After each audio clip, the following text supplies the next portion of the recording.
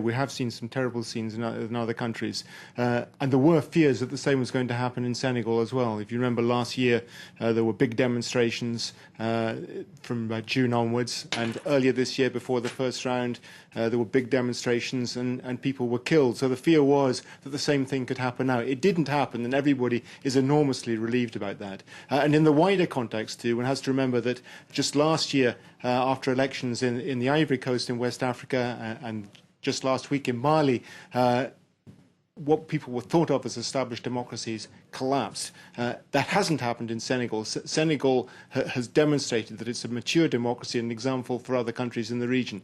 So everybody's relieved.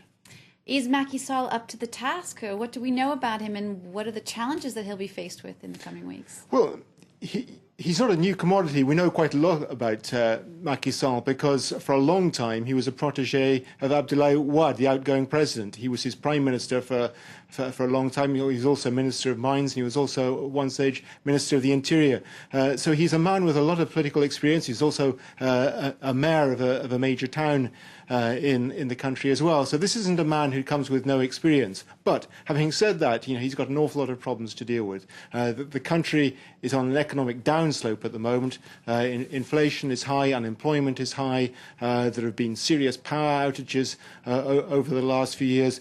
Much of that is the responsibility of the outgoing president, but nevertheless these are problems that the new president is going to have to grapple with at a time when the world economy is in decline, and that's not going to make life easy at all for the new man in Senegal.